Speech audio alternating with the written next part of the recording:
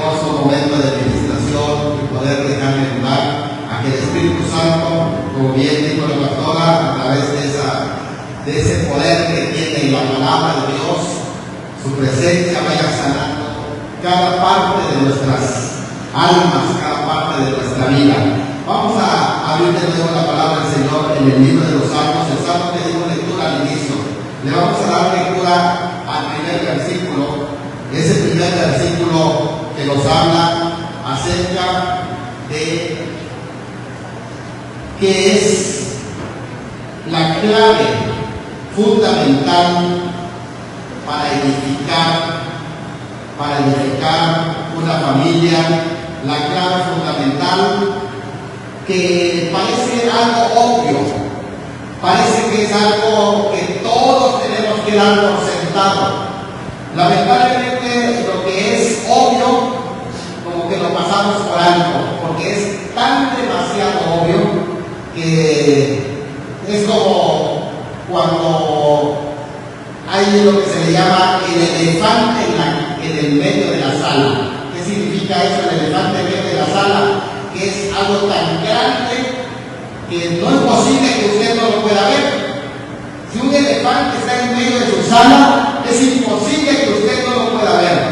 Pero de pronto nosotros nos acostumbramos a ver a ese elefante que está en la sala, de modo que cada día usted lo ve, mira el elefante, cuando se da cuenta, ni siquiera lo voltea a ver, porque para usted es algo obvio.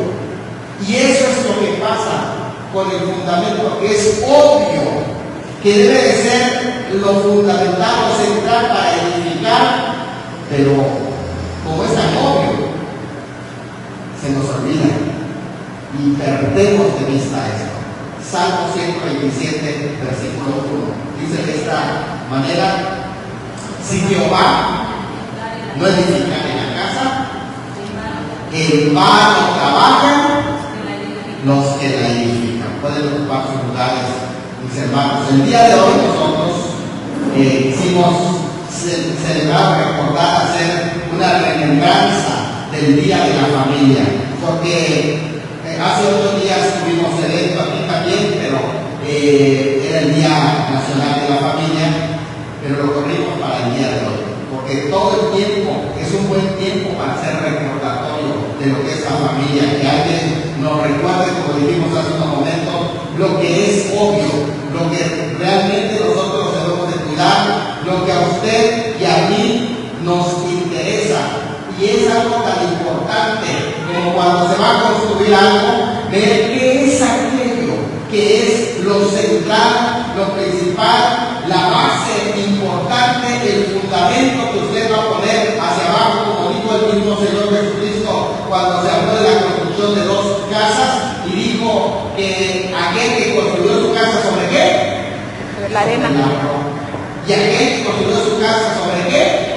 Sobre la arena. Entonces nosotros tenemos que aprender a decidir si vamos a construir nuestra casa en la arena o la vamos a construir sobre la roca, que es firme, que es inamovible, que es la que sostiene nuestra casa. Y estamos en esta hora haciendo esa reflexión sobre lo que es lo fundamental. ¿Qué es aquello que es central, que es importante para lo que es la construcción, vamos a decir, de una familia, no solamente de una familia, incluso de una nación, porque este Salmo 127 nos habla de la construcción en general de cualquier proyecto.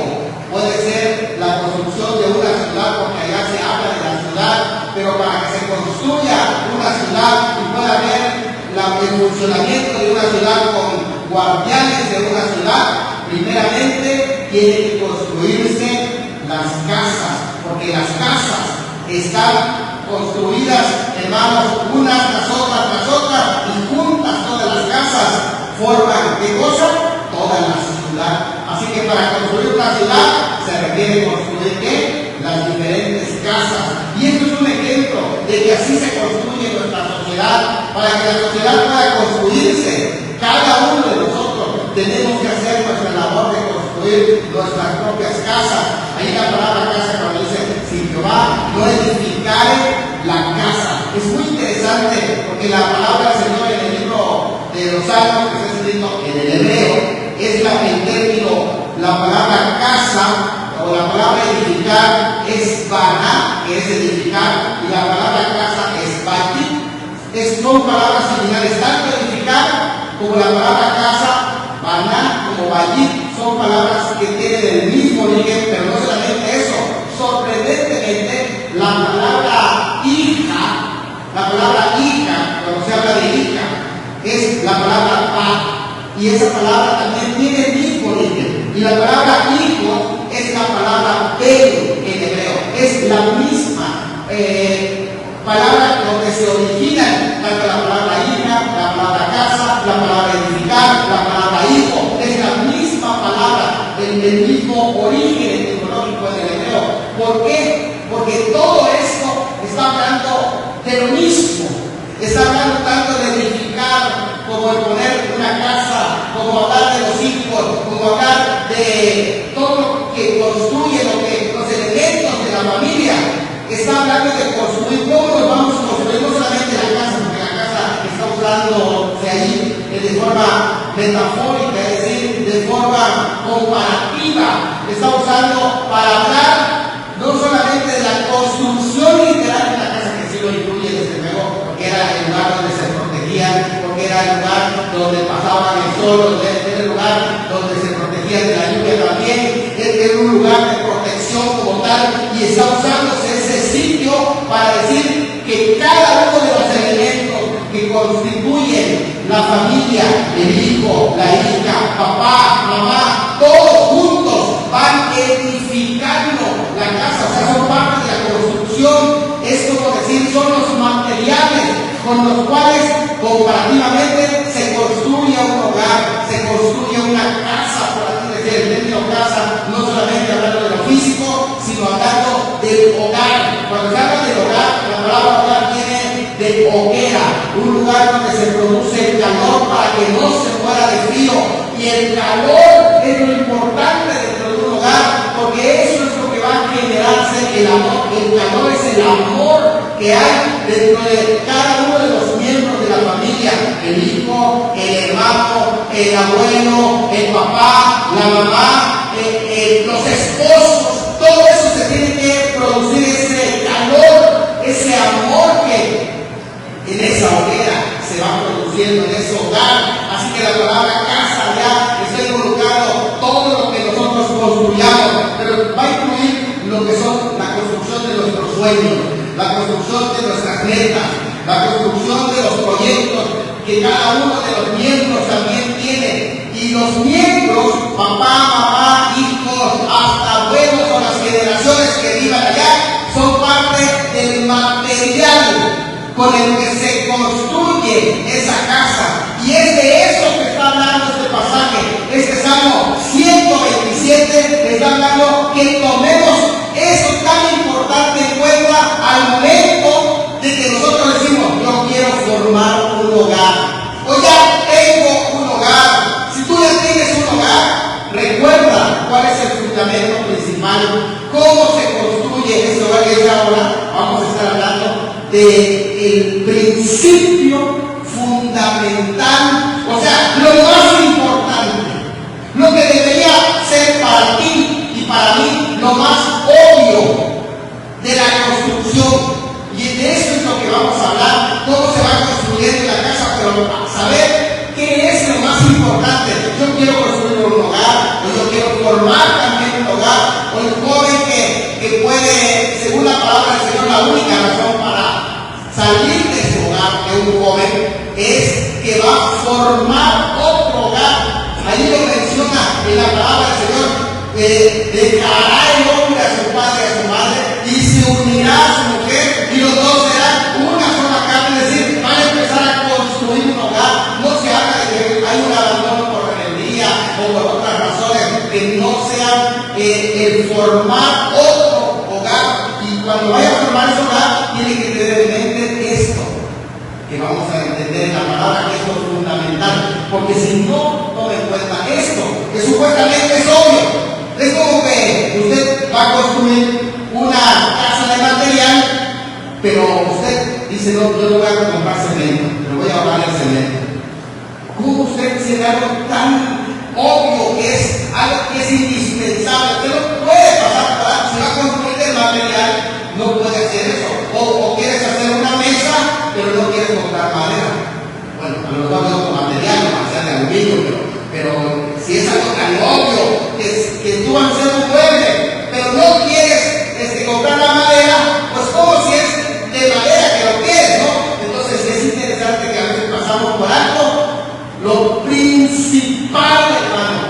Y esto es lo que el pasaje te está diciendo. Si tú te vas a poner a construir esa familia, ese hogar, hay algo tan obvio, pero Él no quiere que lo pases por alto. Y vamos a ver qué es eso tan obvio que a veces pasamos por alto, que es la clave fundamental para edificar una casa.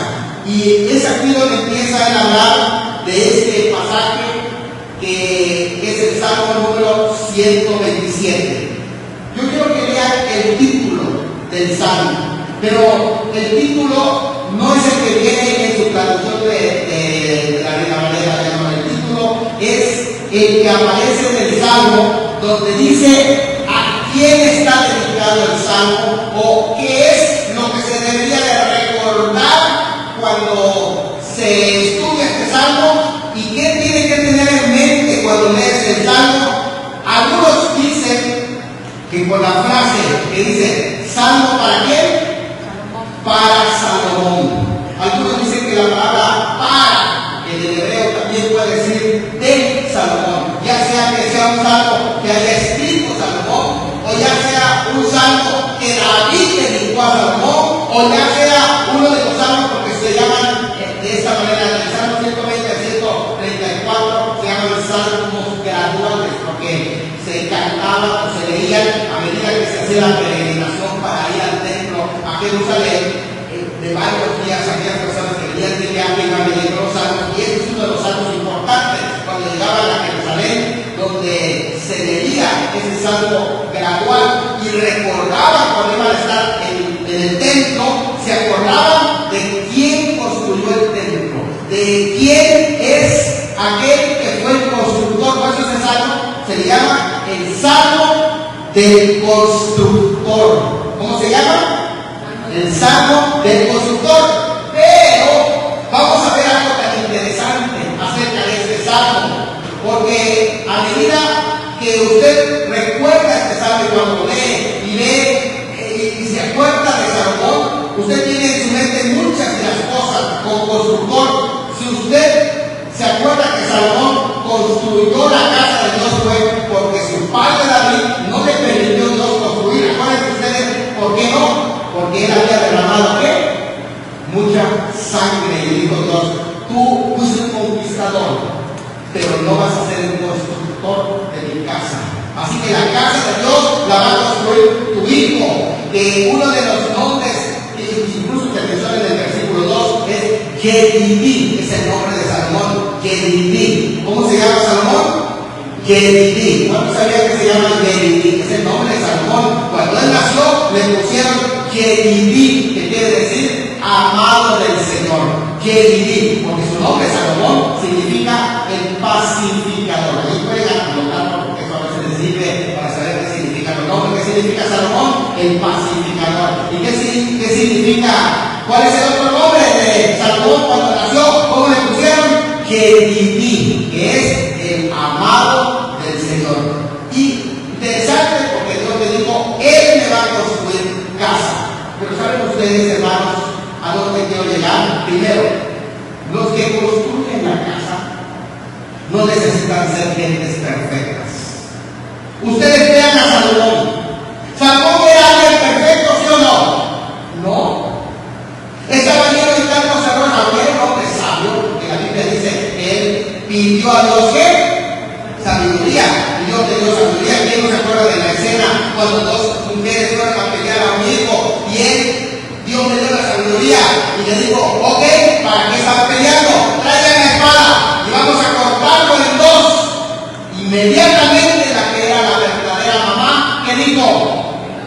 No, mejor dénselo, porque esa era la mamá y esa es donde Salomón dijo, ella es que la mamá no va a permitir eso. Y ahí fue que Jesús, ¿se acuerdan ustedes de ese relato? Pero fue un hombre de mucha sabiduría. Sin embargo, fue un hombre que cometió muchos ¿qué? Errores. ¿Sabes qué es lo que está diciendo? Todo constructor de la casa tienes que recordar que es un ser humano. El hijo es un ser humano y está lleno de defectos. La esposa es un ser humano que está lleno de defectos. El hombre es un ser humano que está lleno de defectos. Salomón, que construyó el templo, fíjese que su corazón, a pesar de que tiene mucha sabiduría, pero al mejor cazador se le va la nieve de siglos. ¿Qué es lo que le pasó? Que cayó en el pecado, que puso su mirada en muchas mujeres, y eso fue el error que él cometió. Y esas mujeres también no solamente eran por eso, sino que hizo pacto con las naciones. Por eso es que tenía pacto con los hijos de los reyes, y así fue pacificando todo ese lugar. Pero esa estrategia no le agradó a Dios. ¿Por qué? Porque estaba cometiendo pecado. Lo que estamos hablando en la construcción de una familia es que dentro del hogar tienes que tomar en cuenta cada uno de los miembros que están construyendo el hogar es un ser humano, y por lo tanto está lleno de ¿qué? De muchos ¿qué? Errores. Como seres humanos tomamos decisiones equivocadas, acciones equivocadas, cometemos errores. Así que cada uno de nosotros que somos los constructores, lo que está diciendo el Salmo 127 es: los albañiles, por más buenas intenciones que tengan, también pueden cometer errores.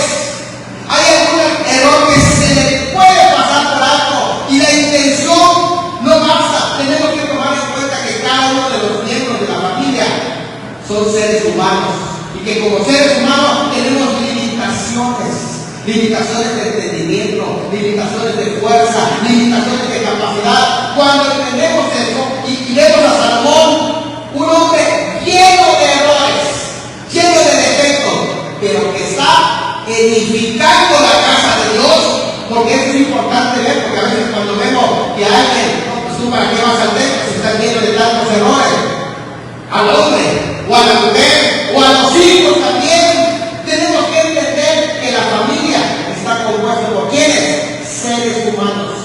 Y los seres humanos estamos llenos de ¿qué? De defectos, de deficiencias, pero aún así se les considera constructores.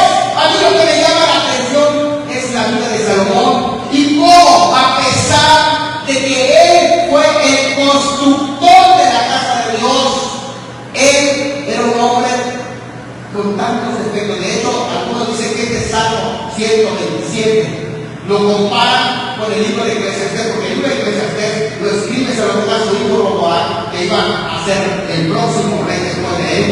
Pero lo escribe, hermano, después de que Salomón experimentó la vida lejos de Dios. Después de que Salomón dice que había probado de todo.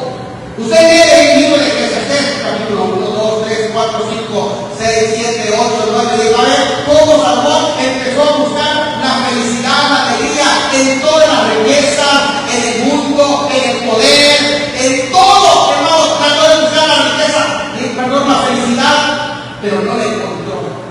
Pero cuando termina de escribir el libro, ya en su vejez, cuando él regresa de los ídolos, porque también hasta le dio culto a los ídolos y tantas cosas malas que hizo, pero él reconoció, se arrepintió, y esa experiencia que él tuvo, ahora se la comparte a su hijo y le dice: ¿sabes qué? No hay que escribir tanto. Te voy a decir el resumen, capítulo 12 de Eclesiastés. ¿Cuál es el resumen? Teme a Jehová y guarda sus mandamientos, porque eso es el todo del hombre. Y este es Salmo 127 conmigo. Es lo mismo. El Salmo 127, algunos le llaman que es como el Eclesiastés del libro de los Salmos. Es como un proverbio. Es escrito si es de Salomón. Entonces está reflejando que después de que Salomón probó todas esas cosas malas y encontró decepción, vio los fracasos. ¿A qué es lo que estoy yendo, hermano? Estoy yendo a esto. Todos esos fracasos y errores que tú cometiste no son para tu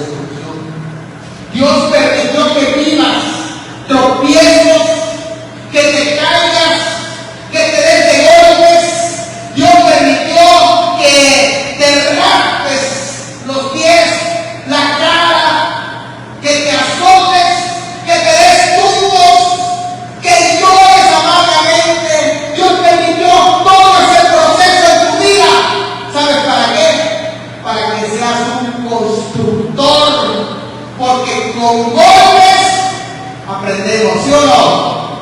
Y somos mejores. O sea, a lo mejor me llama la atención este salmo, porque Salomón es considerado como un constructor a pesar de ser lleno de tantos defectos. Así que tú eres un hombre, eres una mujer, eres un hijo lleno de muchos errores. Pero ¿sabes una cosa? Dios te está mirando a ti, que tienes la capacidad para construir. Por eso es que manda este consejo en este salmo, porque si nadie fuera a tener esa capacidad, si los que van a construir un hogar fueran perfectos, sin errores, sin cometer fallas, dígame usted, ¿quién de los que estamos aquí va a ser digno para construir un hogar? Nadie. Pero Dios puso su mirada en hombres imperfectos, en mujeres llenos de tantos errores, en hombres que no tenemos la perfección humana, pero Él no está esperando que estemos todos al momento de construir.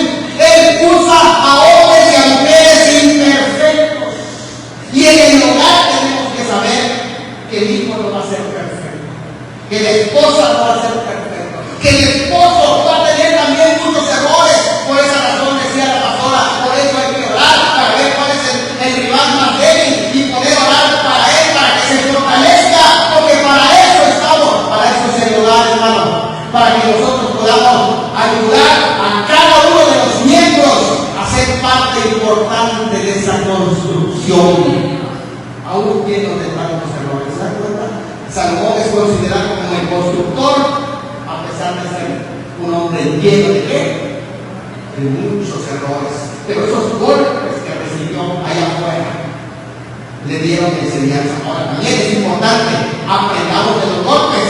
Oiga, porque hay un dicho que dice, solamente una vez le echan ¿qué? Algo al grano, las otras corren. Ya lo aprendió, no se va a quedar que le echen agua caliente. No, es lo mismo.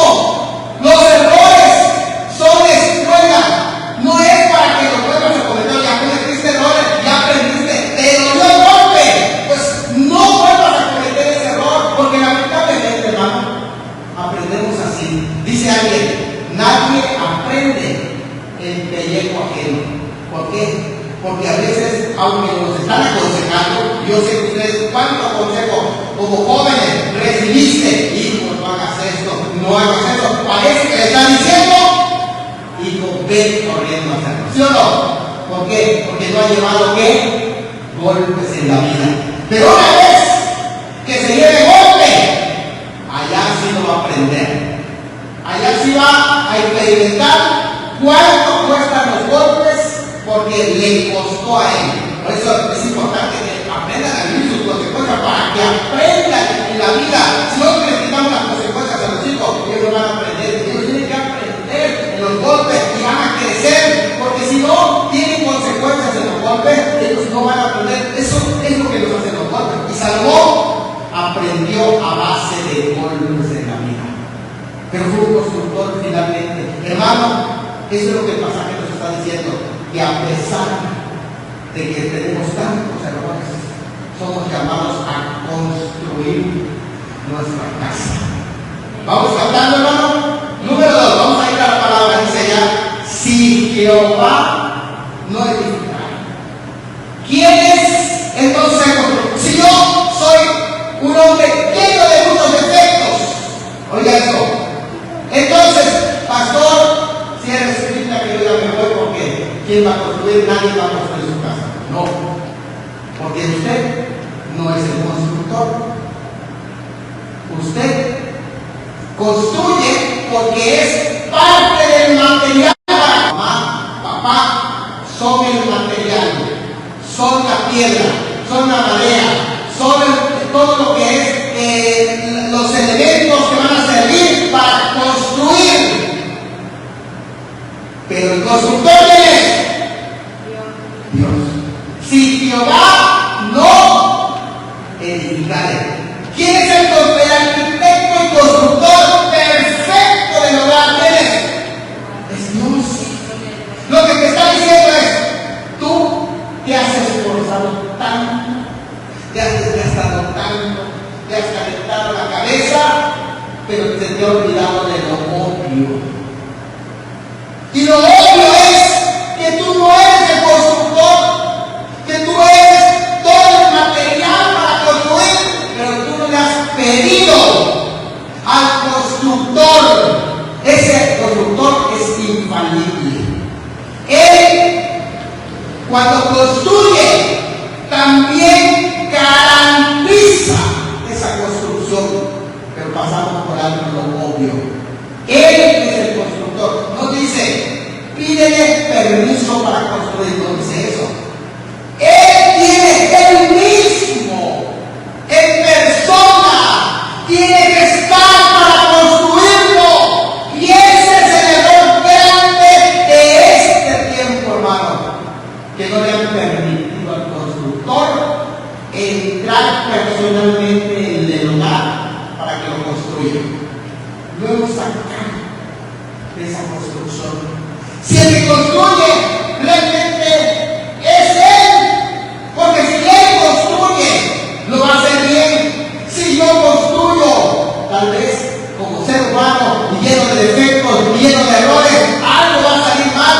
Y tiro mi hilo y luego sale como culebra, todo chueco. Y no va a tener a lo mejor con las bases suficientes. Pero si yo agarro, invito al constructor, tú eres el constructor, entra en mi familia. Aquí está, entregamos todo el material aquí. Te entrego mi vida, la vida de mi esposa, la vida de mi esposo, la vida de mis hijos. Aquí está, construye tú mi casa. ¿Ustedes creen que se va a caer esa casa, no? Porque es el mejor constructor. El pasaje nos está diciendo, si Jehová mismo en persona no edifica la casa, Él tiene que ser personalmente el que va a edificar, el que va a construir, Él personalmente. Ese no es solamente decir, voy a hacer algo para Dios y no, Él mismo. Tú tienes que darle lugar, ponerte a un lado y que Él haga todo. ¿Sabes cuál es tu lugar? Mi lugar y tu lugar es ponerle la cruz. Por eso dice, con Cristo estoy juntamente crucificado. Tu lugar y mi lugar es morir en la cruz con Cristo. Ese es tu lugar y mi lugar. Morir a mi viejo hombre, morir a mis viejos gustos, morir a mi viejo carácter, morir a todo lo mío. Y ya no vivo yo. Si tú ya no vives, entonces tú estás muerto. ¿Y qué hace un muerto, hermano? Dime, ¿qué hace un muerto? Nada. Ya no vivo yo, sino que ahora Cristo vive en mí. Entonces, el que lo va a hacer todo, ¿quién es? Cristo. Pero ese es nuestro error grande. ¿Sabes cuál es nuestro error? Que estamos muy, pero muy vivos. Si parecemos al gato, tenemos 7 vidas. Nos meten en el agua, morimos, resucitamos otra vez como el gato, 7 vidas. ¿Verdad? Así. ¿Cómo vamos a desarrollar una vida espiritual fuerte si no dejamos que Él actúe en nuestro hogar, en nuestra casa, en la familia? Pero en primer lugar, hemos visto en primer lugar que lo que construye los materiales somos defectuosos. Pero en segundo vimos que el constructor es perfecto. Y ese constructor es Dios. Es el único constructor el que no se le cae las casas. Es el único. Y en tercer lugar, si no lo tomamos en cuenta Él, hermanos, todo va a ser en Él. ¿Cuántos trabajamos, invertimos, sacrificamos? ¿Y sabes qué es? En vano trabajo. Todo el esfuerzo. Si Él no está construyendo, todo es en vano. Es que no es que solamente pedir su ayuda. Vuelvo a reiterar, hermano. No es, Señor, ayúdame. No es solamente pedir la ayuda de Dios. Es dejar que Él haga todo en nuestras vidas. Permitir que Él sea el constructor. Y en ese sentido, claro, no estamos hablando de una facilidad. Estamos hablando de una entrega. Estamos hablando de que somos parte importante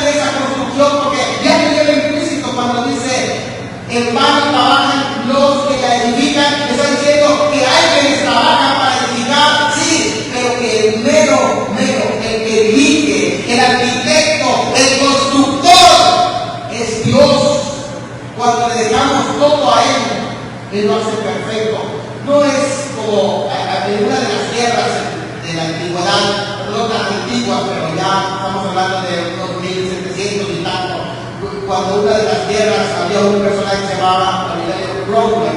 Él transportaba los cañones, tenían que pasar un río, y les dijo de esta manera a todos los soldados: miren, ustedes cuiden que no se moje la pólvora y Dios nos va a dar la victoria. Pero fíjese que aún en este texto ni siquiera eso, lo que está diciendo es, ¿saben qué?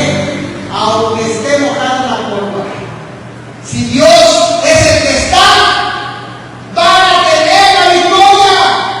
Les está asegurando el pasaje que con Dios no hay pérdida. Pero sin Dios, aunque la pólvora esté seca, si Dios no está, simplemente van a perder. No sé si me logro explicar, hermano, que aunque a veces tengamos todo y en la casa haya el recurso económico y luego los hijos se están esforzando, se están sacando hasta buenas calificaciones, y luego ya Dios está proveyendo también económicamente para construir una casa, cierta seguridad, aún con todos los recursos, hermanos, que hay. Si Dios no está de por medio, déjame decirte que todo acaba en ruina.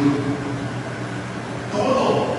De verdad que lo que parece obvio lo pasamos por alto, pero a Dios lo hacemos a un lado y lo ponemos a un lado de nuestras vidas y lo ponemos a un lado de todos nuestros proyectos. No importa tu capacidad, no importa tu ánimo, no importa el deseo que tú tengas nada más. ¿Sabes qué? Lo que importa es que Dios esté allá en el asunto, a la construcción de tu casa. Dios tiene que estar. Si no, hermano, eso se va a desplomar. ¿Cuánta gente construyó, se aseguró que esté bien construida su casa en la orilla de pasa el río? Pero ¿qué es lo que pasó?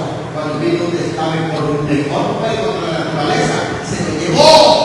Porque si Dios no está en el asunto, mis hermanos, todo es en vano. Lo que está diciendo el pasaje es: ¿cuántas veces nos hemos desgastado, mis hermanos? Y lo hemos hecho en vano. Seguramente tú te has esforzado, seguramente tú eres tu empeño, seguramente le has puesto de tu espíritu, carácter, todo lo has puesto, pero ha sido en vano tus esfuerzos. Y luego volteas a ver y dices: uy, en vano, pues. Sí, mira, pero ¿qué es lo que pasó? Que pasaste por alto lo principal. ¿Sabes que uno de los presidentes, de los primeros presidentes de los Estados Unidos, cuando llegó por primera vez al Congreso, después de que las 12 colonias se establecieron, él iban a formar su constitución, y Benjamin Franklin citó a una convención para elaborar la constitución de los Estados Unidos.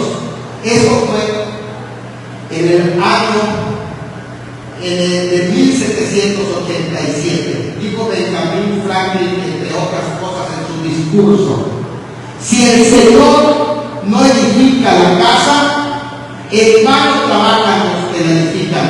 Dijo: yo lo creo firmemente así, y creo también que si prescindimos de su ayuda concurrente en nuestra constitución política, seguiremos el curso aproximado de aquellos que edificaron como Babel, divididos por nuestros intereses locales y limitados, parciales y partidistas. Confundiremos las perspectivas y acabaremos siendo un ejemplo de reproche y escándalo para las generaciones futuras, y aún peor, puede ser que en años futuros, por culpa de nuestro desafortunado proceder, la humanidad desespere y desista en su intento de establecer gobiernos ecuánimes basados en la sensatez, dejando su destino en manos del azar, la guerra o la conquista. Propongo, pues, recuperar esa costumbre a partir de este mismo momento, que antes de emprender nuestros debates, cada mañana se ofrezca en nuestra asamblea oraciones implorando la asistencia del cielo y la bendición sobre nuestras decisiones, y que uno o más clérigos de nuestra ciudad sean requeridos para oficiar esta oración. Él pidió que cada vez que se reúnan en el Congreso se haga oración. Y esto es, hermano, importante para una nación que ha sido una nación poderosa, pero no por nada, porque ha tenido la oración de por medio. Todas las naciones que han invocado a los espíritus, miren cómo están en la ruina. ¿Saben una cosa, hermanos? Si eso es importante para una nación, yo quiero hacer una pregunta. ¿Qué de ustedes creen que es importante para la familia? La oración. ¿Creen que es importante para cada una de sus familias? Así que vamos a hacer esto, una dinámica. ¿Qué les parece? Hay unos papelitos allá. En esos papelitos vamos a hacer esto. Esta dinámica es para esta semana, pero solamente es una dinámica que me gustaría que continúe cada semana. En ese papelito que le dan, que regalan ya, uno por familia. Ustedes van a escribir esto. Una necesidad de cada uno de los miembros. Una nada más de cada uno de los miembros. Y lo van a escribir, lo van a pegar en su refri o donde sea. Y durante una semana van a estar orando por esa necesidad. Luego se vuelven a reunir y van a escribir otra necesidad, la vuelven a añadir y oran otra semana. ¿Por qué? Porque así ponemos a Dios en primer lugar en nuestras decisiones, en nuestra vida, en nuestra familia. ¿Cuál es la necesidad? Cualquiera que sea, no hay, escuchen esto, necesidades menos importantes, no. Aún la vida cotidiana es importante que le pidamos a Dios. Si hay necesidad de salud, póngale a orar de la familia por esa necesidad. Si alguno de ellos sabe que mamá, esta semana yo tengo examen y la verdad sí lo veo muy difícil, he estudiado, pero no se me quedan los números, todos creo que bailan todos los números, no se me quedan. Ok, vamos a orar por su examen de fulano del tal. Ok, vamos a orar por el abuelito tal que estaba pasando por el alcohol y ahí el nombre. ¿Por qué, hermanos, es importante? Les voy a decir por qué. Porque a veces hemos tomado nosotros las decisiones y luego nos vemos que en vano lo tomamos. ¿Sí o no? Eso es lo que, hermanos, tenemos que ahorrarnos. ¿Para qué ahorrarnos de la meta de decir todo por vano? No necesitamos que sea vano. Escríbala la necesidad de esta necesidad.